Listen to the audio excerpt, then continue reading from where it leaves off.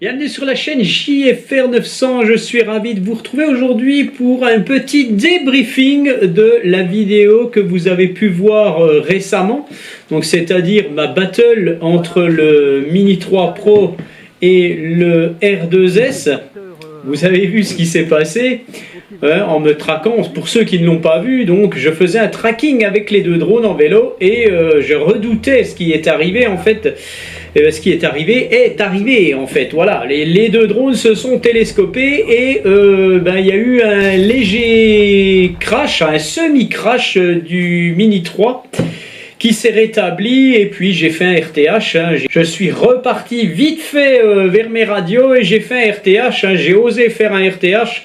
Je le voyais voler, donc je me suis dit, il n'y a pas de raison qu'il ne fasse pas un RTH correct.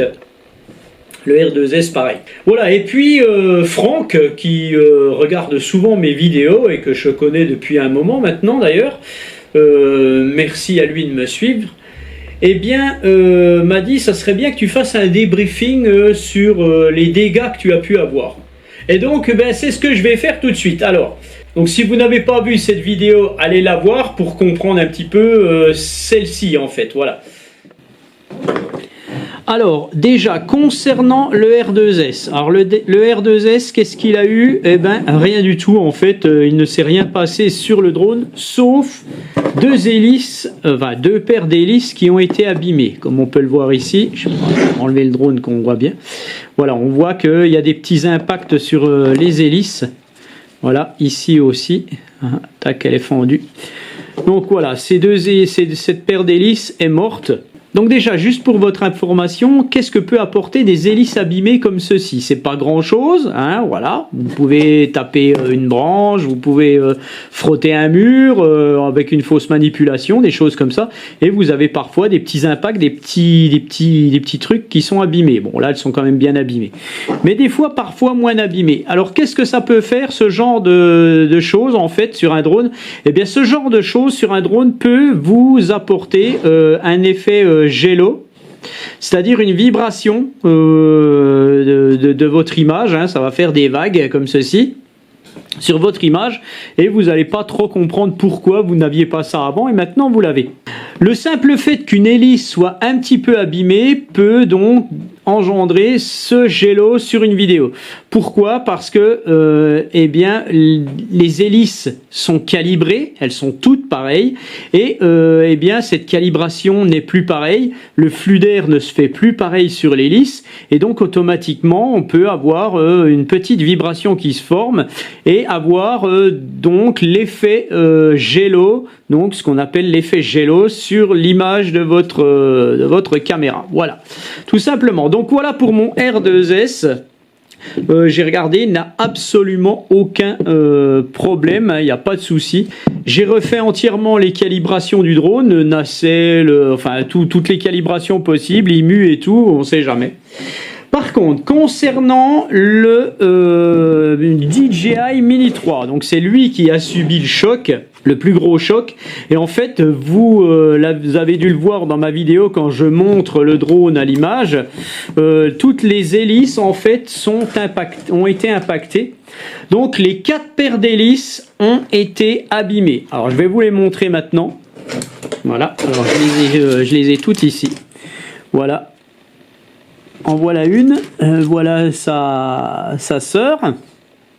Voilà, ça c'était sur un moteur. Alors une autre maintenant, je crois que c'est celle-ci et celle-ci. Voilà. Tac. Les deux autres paires.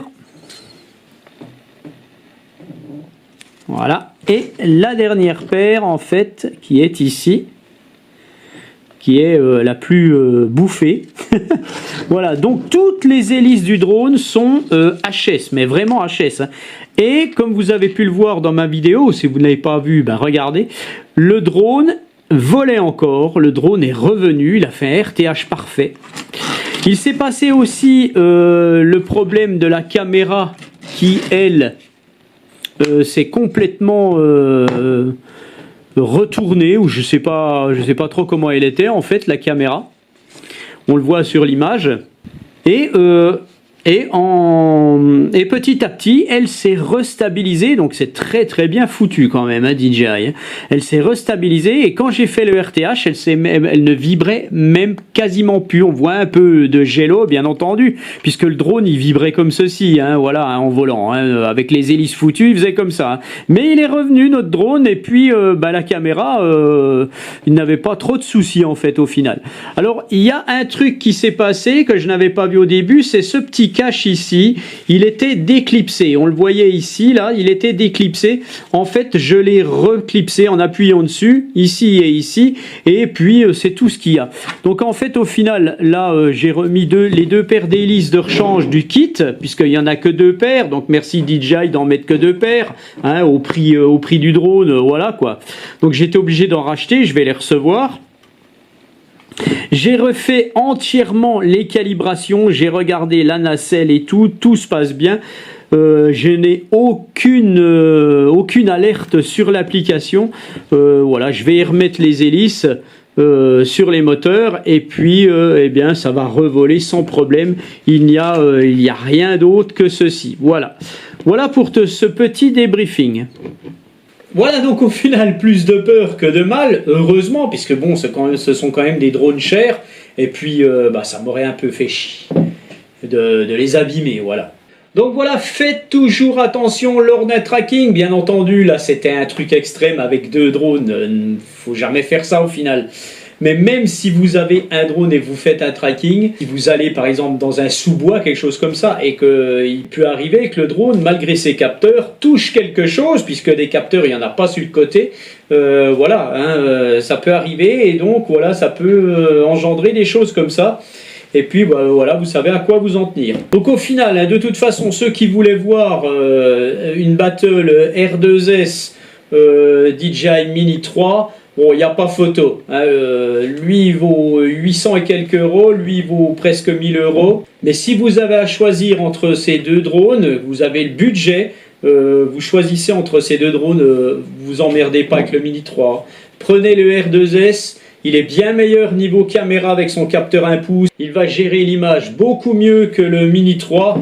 Le Mini 3 a quelques petits soucis, je trouve, quand il filme, quand on est devant le soleil, par exemple. Bon, c'est un truc qu'il ne faut pas faire, hein, bien entendu, faut pas, mais on voit quand je fais des vidéos comme ça, c'est pour vous montrer le brut, le truc brut. Je pourrais faire des très belles vidéos en me mettant pas du tout du côté du soleil ou des choses comme ça, et puis je vous vends ça, moi, hein, direct, hein, voilà. Hein. Mais bon, c'est pas mon cas, et moi je préfère vous montrer les choses réelles. Voilà, donc néanmoins ce petit drone là, le DJI Mini 3, il est excellent, il n'y a pas de souci. Moi je trouve qu'il a encore des progrès à faire niveau caméra, je sais pas, peut-être le firmware à mettre à jour, des choses comme ça, j'en sais rien, on verra. Mais bon, franchement, il n'y a rien à dire. Niveau tracking, il est au top, et puis voilà quoi. Mais néanmoins, il ne rivalisera jamais avec le R2S, et ça je peux vous l'assurer. Voilà, ben je vais foutre mes hélices à la poubelle, hein, puis je vais recevoir les autres. Hein, ce qui est pratique avec Amazon, c'est qu'on est même livré le dimanche, donc je vais les recevoir aujourd'hui. Voilà. Alors un grand merci aux livreurs d'Amazon. Franchement, vous faites un boulot franchement génial, quoi. Voilà, j'en profite pour vous dire qu'il faut vous abonner à la chaîne, il faut liker les vidéos si ça vous plaît, bien entendu. N'oubliez pas d'activer la cloche de notification et regardez les liens que je vous mets sous les vidéos. Donc je vous mets les liens de ces 2 drones, des liens Amazon d'ailleurs.